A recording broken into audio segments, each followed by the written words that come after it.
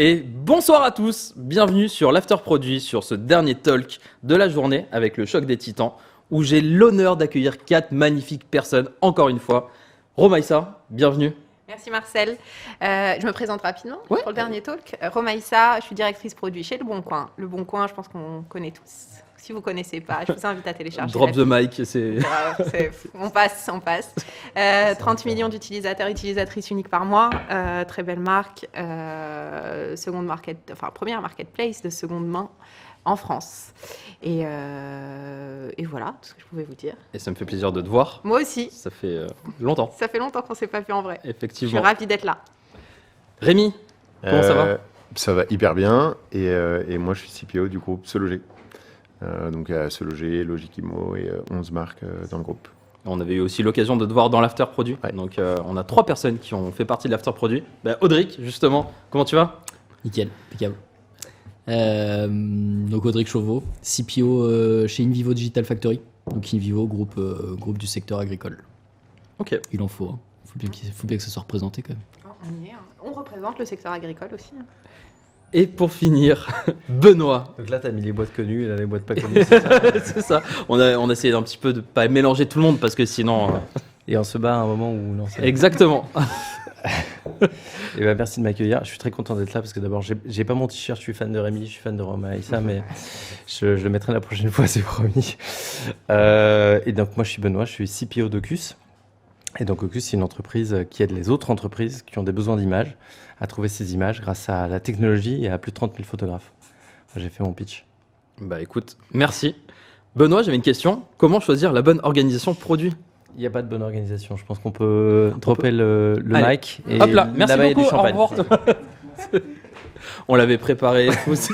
Ça rend moins bien, c'est terrible. Ouais, dans ma tête, ça sonnait bien, mais Mais plus sérieusement, vous venez d'organisations très différentes. Vous en avez vu aussi précédemment.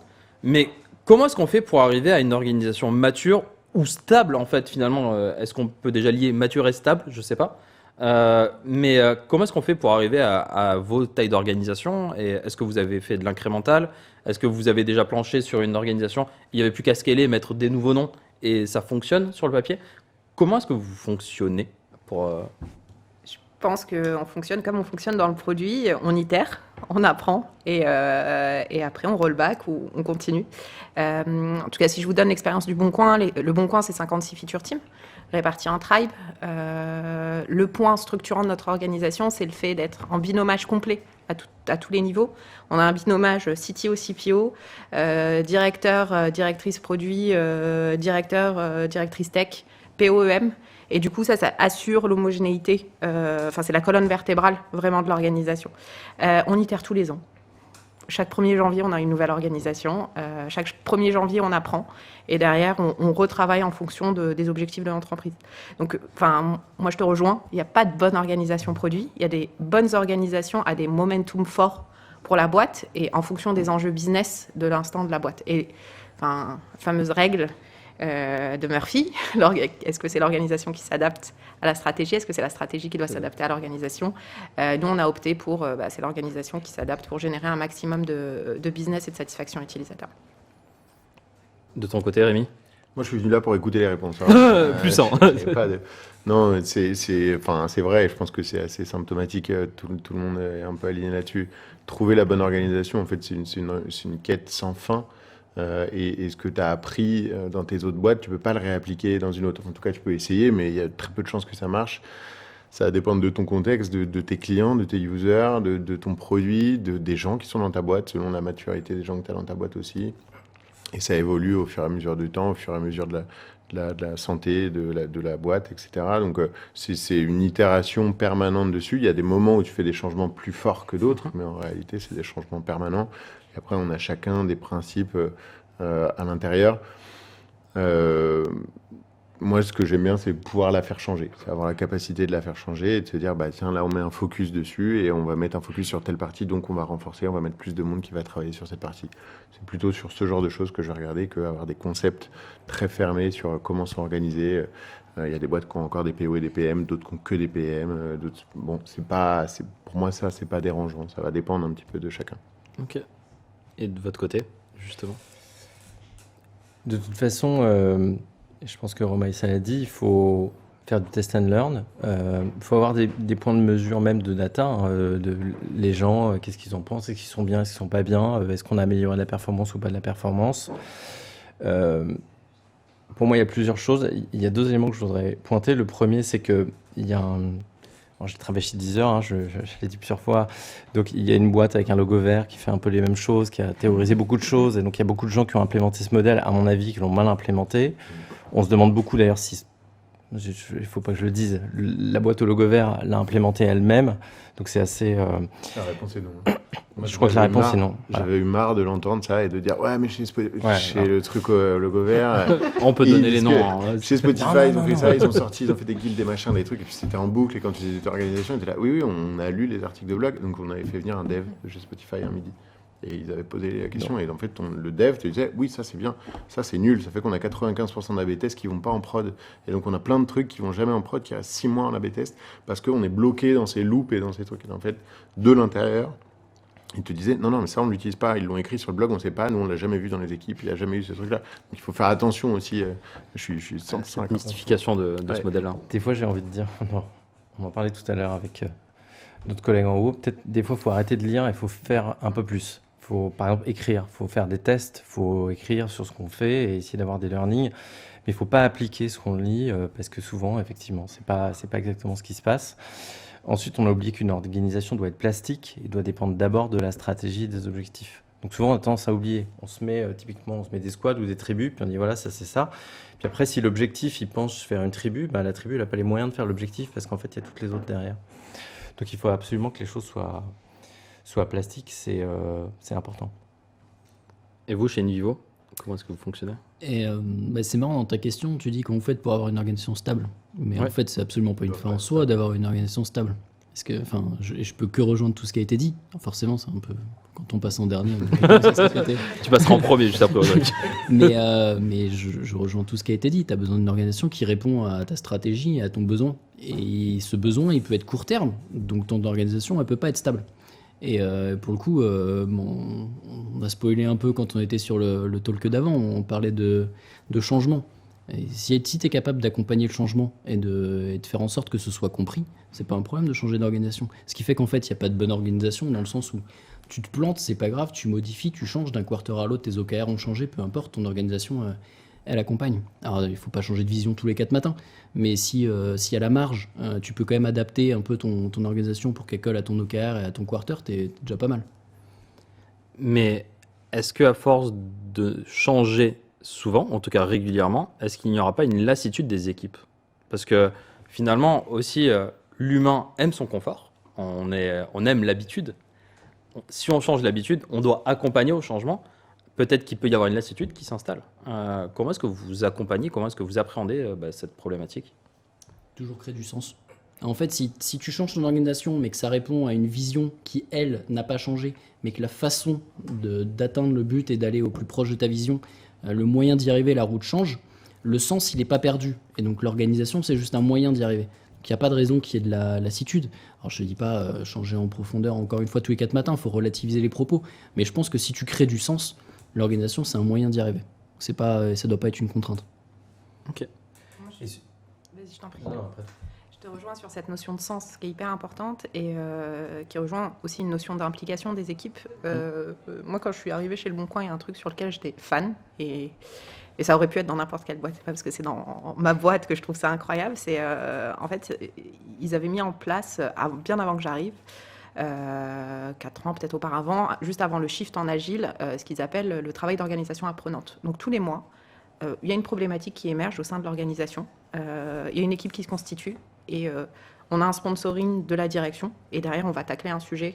Et en fait, le changement émerge des équipes et c'est ce que m'expliquaient les équipes. C'était un cycle en V, pas de priorisation. On a voulu passer en méthode agile. On a créé cette organisation de travail apprenante et qu'on a maintenue dans le temps. Donc aujourd'hui, on tacle des sujets comme c'est quoi une roadmap? Comment on crée une roadmap? Comment on fait une roadmap acceptable par les équipes? Donc Enfin, moi, j'ai travaillé sur ce genre de sujet avec des équipes, et donc là, tu as des intervenants, tu as des stakeholders, tu as des PO, tu as des EM, tu as des devs qui participent et qui donnent leurs inputs au quotidien. Et il y a cette notion de sens de se dire, OK, on doit avoir une roadmap parce qu'on doit donner de la visibilité, on a des OKR, on doit répondre à des objectifs. En revanche, comment on le fait? Enfin, comment vous le voyez? Après, derrière, on a des cycles d'itération, on teste, on implémente sur certaines équipes, on voit ce que ça donne. Mais le fait, en fait, je trouve que ce truc est incroyable de faire émerger vraiment par les équipes. Et c'est un moment, les équipes qui vont te dire, on a un warning ici, le process est trop long, ça complexifie, il y a trop, là en ce moment, notre gros sujet, je pense comme sur tous les sujets, c'est on a trop d'adhérence. Comment on simplifie tout ça. Et le changement, en fait, est impulsé par tout le monde, et pas uniquement par... là, on est dans notre bulle, tous les 5, en train de parler de choses, mais au quotidien, il y a des équipes, il y a des FT qui sont sur le terrain, qui sont au boulot, et qui connaissent beaucoup mieux l'écosystème, et qui viennent avec des recommandations.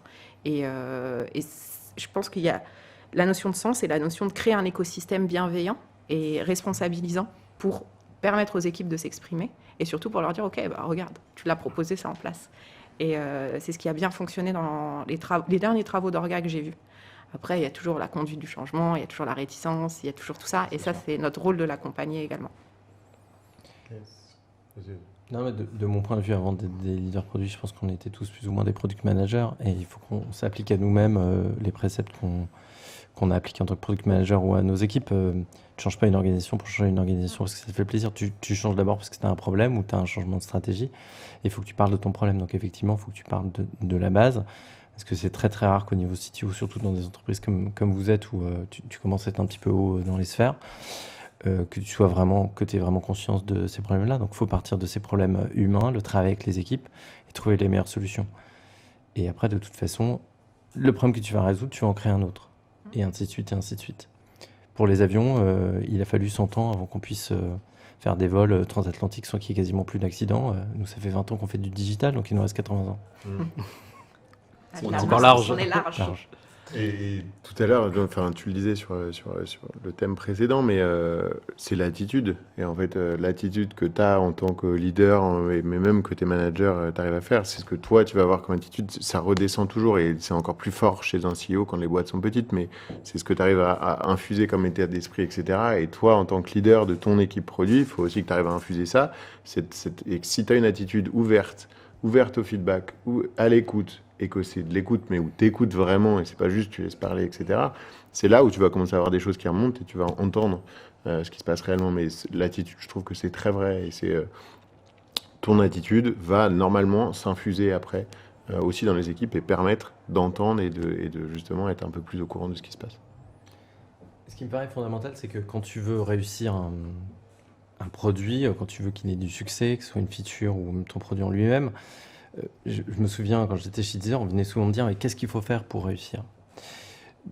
J'en sais rien, moi, ce qu'il faut faire. Parce qu'en fait, ce qu'il faut faire, c'est jamais un truc ou c'est jamais un truc qui est figé, c'est une recette, en fait. C'est une recette de plein de choses. Et c'est des choses que vous devez voir tous les jours. Et en fait, c'est une recette de plein de paramètres, mais qui sont à un instant T, qui peuvent changer le lendemain. Parce qu'il y a un concurrent qui fait autre chose, parce que les gens changent, etc. Et donc, forcément, c'est quelque chose qu'il faut expliquer. L'organisation doit accompagner ça. Donc, si tu arrives à faire comprendre à tout le monde que, justement, ces paramètres évolue, que le marché évolue, que donc ton organisation est en plastique, elle doit faire pareil, les gens généralement sont plutôt intéressés par aller découvrir des nouveaux territoires, parce qu'il y a une nouvelle feature, un nouveau projet, des datas à aller améliorer. Donc si tu es dans cette explication-là et que les gens comprennent les pourquoi, les tenants, les aboutissants, et qu'en plus ils sont acteurs, pas de raison qu'ils n'adhèrent pas. Et j'avais une question par rapport à qu'est-ce qui influence finalement la structuration d'une organisation produit, mis à part la vision, parce que vous l'avez tous dit, c'est la vision généralement qui va influencer cette organisation produit, mais il y a plein d'autres facteurs. Lesquels sont-ils pour vous? Les plus importants peut-être?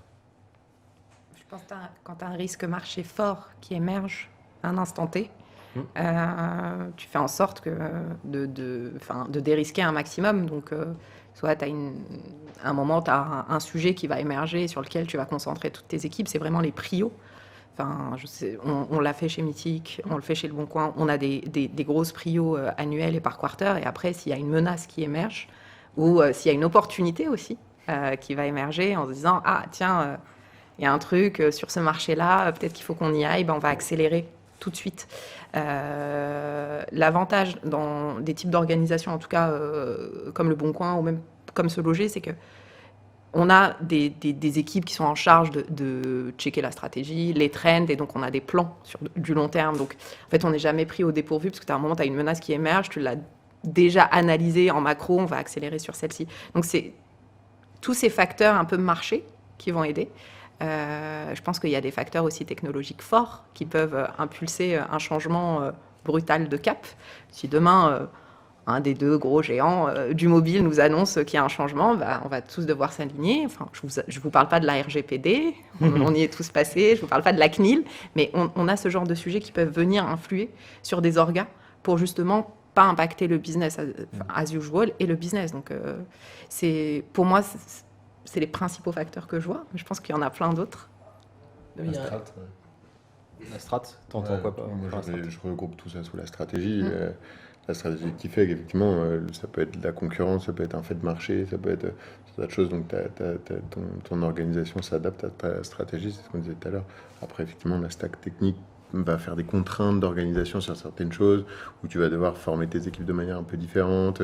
Après, tu as les gens qui sont dedans aussi, quel type de personnes tu as à l'intérieur, et comment les autres organisations sont structurées.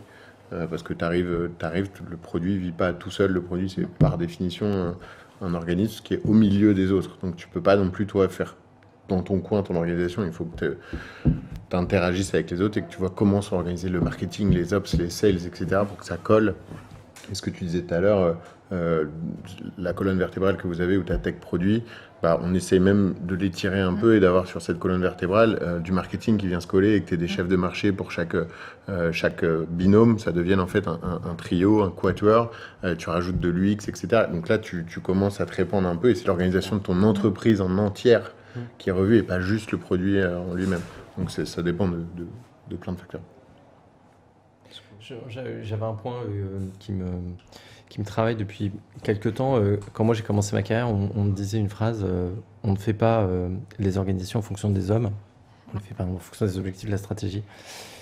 Et en tout cas, dans des boîtes, on va dire peut-être un peu plus petites que le Bon Coin Se Loger, mais encore je suis même pas sûr. En fait, je pense que de plus en plus l'humain est vachement important, parce qu'en fait, le product management, mais c'est pareil pour l'engineering de mon point de vue, c'est tellement un métier neuf, c'est tellement un métier où dans 2 ans on sera peut-être pas les mêmes product managers, qu'en fait, si, peut-être qu'il faut mettre un peu d'humain là-dedans. Parce qu'il y a des gens qui sont meilleurs dans certains trucs.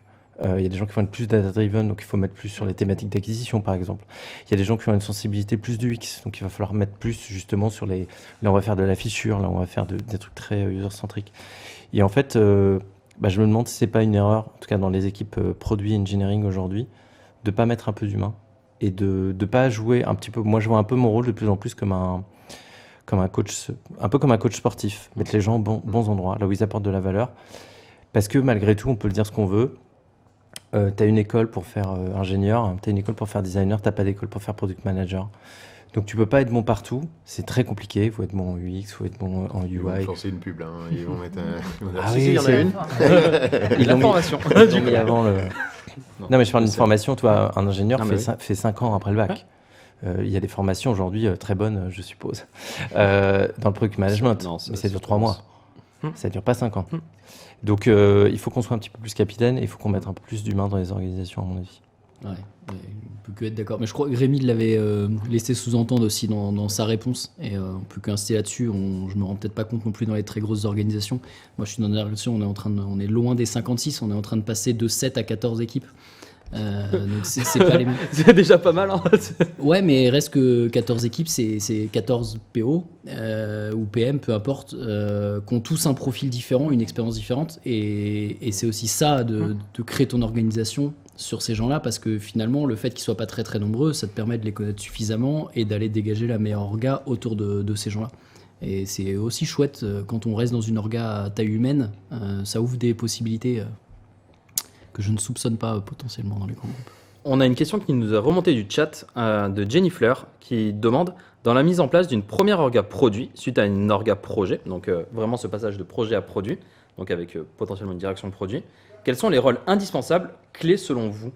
Est-ce que déjà on a besoin d'un CPO? Et là vous l'êtes tous. Donc, Oui. Bon, oui, ok. Pourquoi?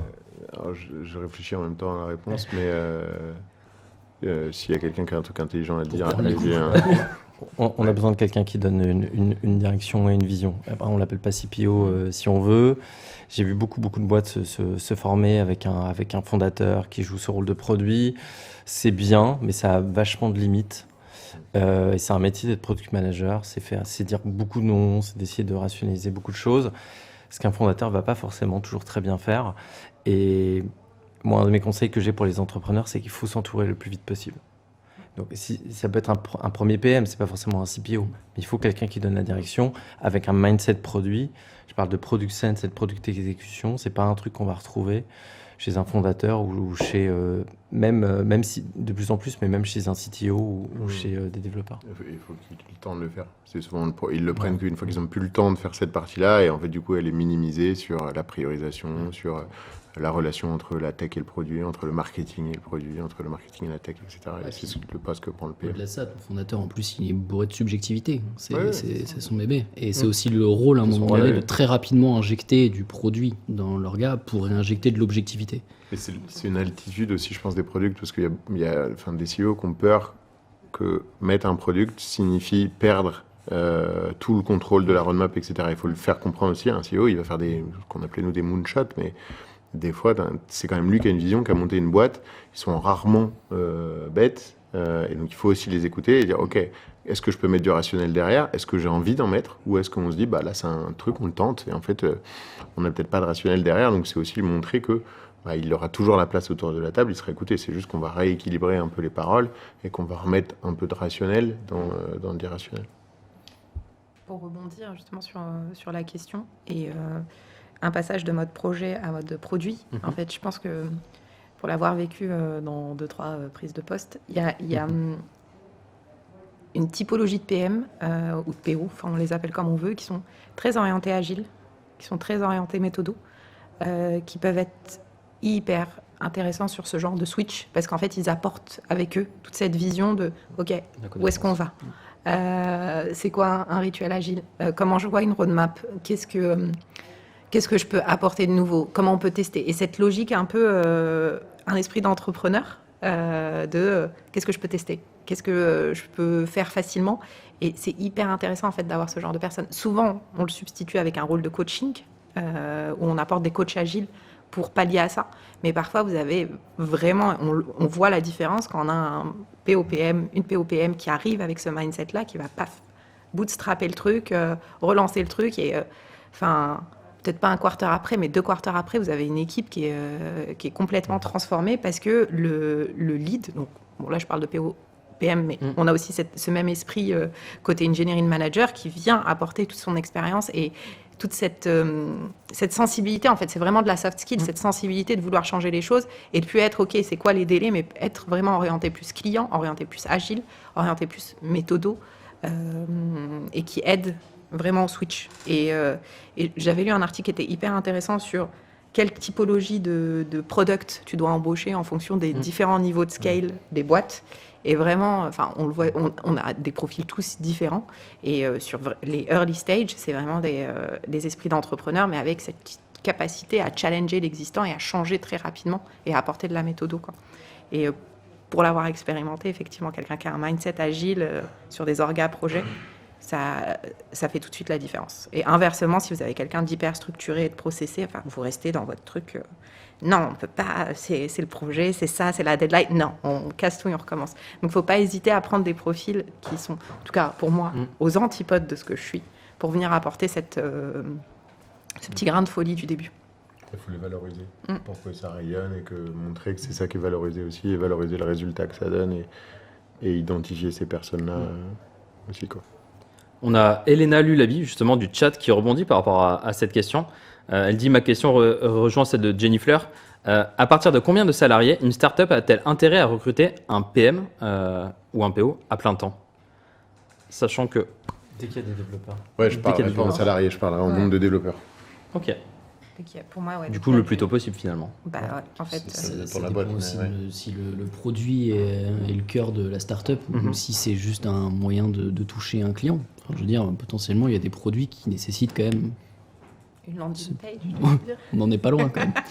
Alors que pour le coup, on se projette. Et forcément, la discussion, je sais pas, je suis peut-être le seul à réagir comme ça parce qu'on se projette tout de suite dans des organisations où le produit est au cœur.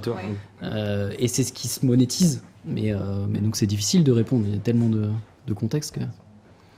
Et j'avais une question par rapport au fait qu'en fait, il y a de plus en plus de typologies d'organisations qui émergent. On va dire, il y a les feature teams, il y a les impact teams, il y a les bubble teams.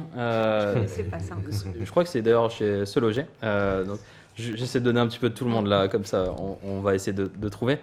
Mais est-ce qu'il y a quand même des typologies qui ressortent? Parce que on essaie de créer finalement à chaque fois et donner un nom, donc c'est plutôt cool.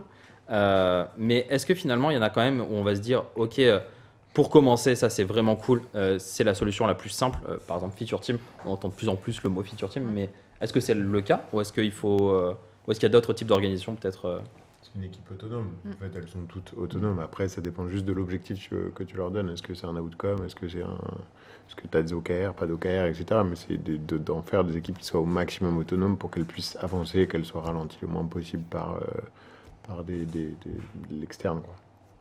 Je pense que ça dépend aussi des niveaux de maturité des organisations et notamment de comment elles manient la data et comment elles manient les objectifs.